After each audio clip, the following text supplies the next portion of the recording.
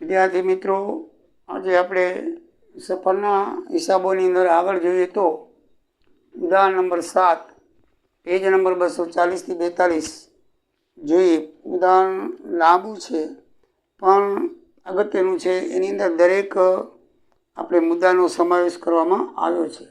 એટલે આ દાખલો ગણીએ ને બાકીના બીજા બે દાખલાઓની અંદર તમને જરાય મુશ્કેલી પડશે નહીં. એટલા માટે આ ઉદાહરણ હું તમને ગણાવું છું. તો મેં SS વિરાટ જાત 20-3-10 જામનગર ડરબનથી જવા નીકળે છે ને 31-5-10 રોજ જામનગર પાછું ફરે છે. બંને દિવસ ગણવાના છે. તો આપણે એના દિવસ ગણીએ તો 20-3થી શરૂઆત થઈ એટલે આ 20 ને 11 31 દિવસ થાય. પણ આ એ દિવસ ગણી લે.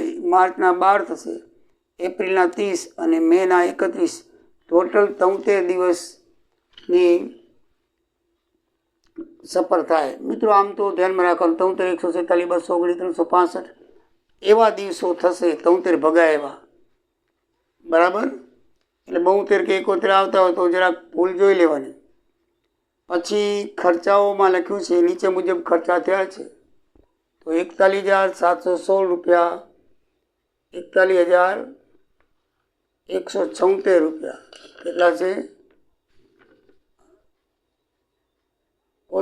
કોલસો છે 41,716. દાખલાની અંદર રકમમાં આપ્યું છે 41,176. જ્યારે આની અંદર લખ્યું છે શરૂઆતનો સ્ટોક કોલસો 41,176 છે. તો એની અંદર કોલસાની લખ્યું હતું કે સફર દરમિયાન બીજા વાહનને 3,000નો કોલસો આપેલો છે અને છેવટનો સ્ટોક 1,600 રૂપિયાનો છે અને 41,176નો કોલસો ખર્ચ કર્યો હતો, મીન્સ ખરીદ કરી હતી. તો 41,000 આની અંદર રકમમાં થોડો ડિફરન્સ છે મિત્રો. આમાં કેપિટલનો વાર્ષિક આપણે કોલસાની ખર્ચ લખ્યું છે 41,176 અને જ્યારે દાખલો ગણ્યો છે ત્યારે 41,716 લખેલા છે. તો આપણે 716 લખશું. રકમની અંદર સુધારી નાખજો, કારણ કે 716 પ્રમાણે જ આખો દાખલો ગણેલો છે, બરાબર. તો 6 × 12 ને 28નું શું ના છગડો હોય તો શું આવે. એટલે ત્યાં રકમની અંદર લખેલા છે 41,176. થોડુંક આડું થઈ ગયું છે. હકીકતમાં 41,716 છે. જ્યારે દાખલો ગણેલો છે ને એની અંદર આપણે 41,716 ગણેલા છે એટલે આપણે 716 સાચા માનશું, બરાબર છે મિત્રો. પછી છેવટનો સ્ટોક 1,600 વધ્યો. અન્ય વાહનને 3,000 આપ્યા એમ ઉલ્લેખ કરેલો છે એટલે ટોટલ બળતણ 37,116નું વપરાણું. 41,000 શરૂઆતનો સ્ટોક નીલ છે, આપ્યો જ નથી. ખરીદી 41,716ની, એમાંથી છેવટનો સ્ટોક 1,600 અને અન્ય વાહનને આપેલો, બેનું ટોટલ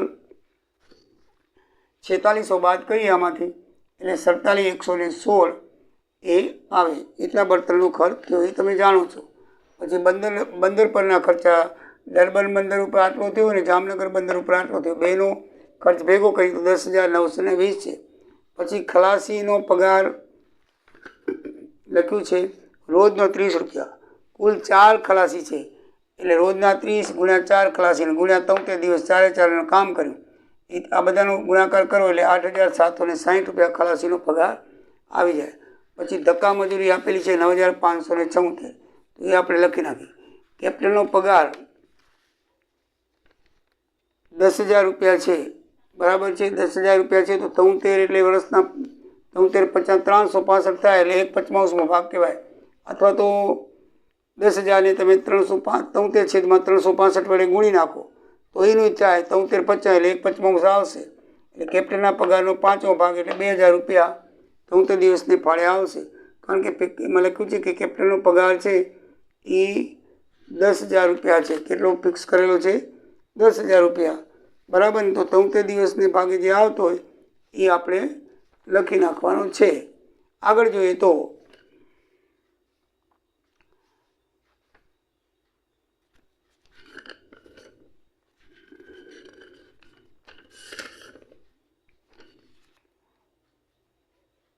જડતી અને વળતી સફરના નૂરનું પ્રમાણ અમુક અનુક્રમે 3:4 છે.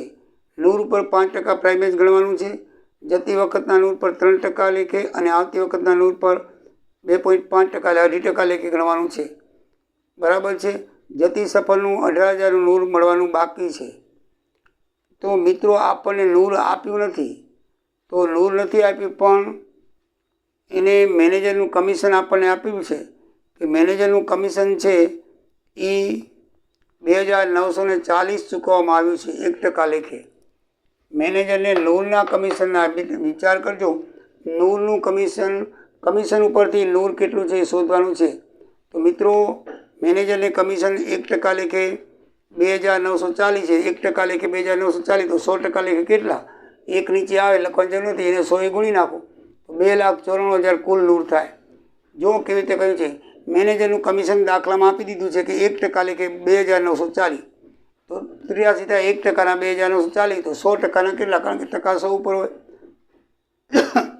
તો 2,940 ગુણ્યા 100 એટલે 2,94,000 એનું કુલ સફરનું નૂર આવ્યું.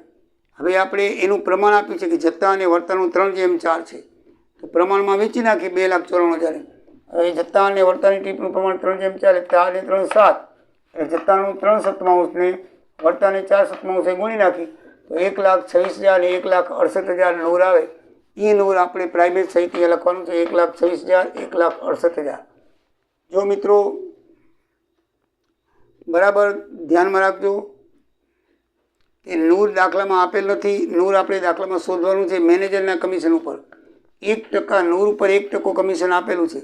1% કમિશન આપેલું છે એટલે 1% જો 100 રૂપિયા હોય તો 2,940 કેટલા? તો 2,940 ગુણ્યા 100 કરી એટલે કુલ નૂર આવી જાય.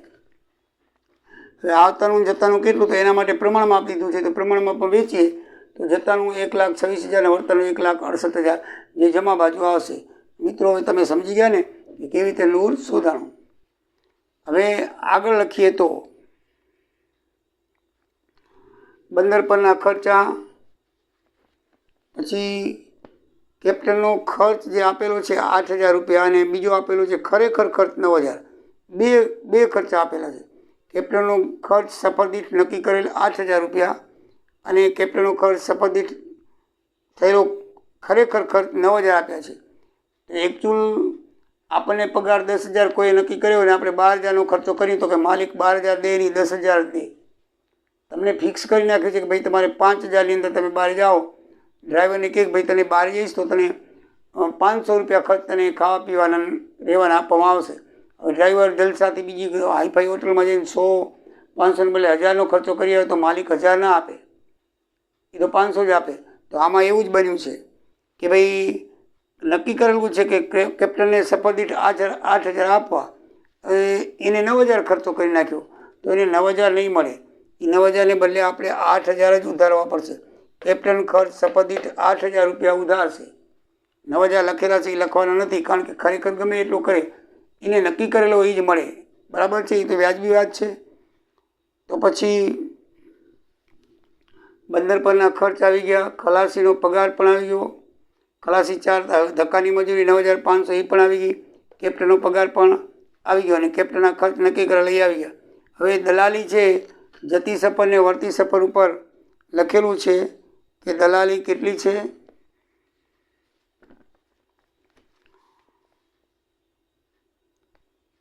જતી સફર ઉપર 3%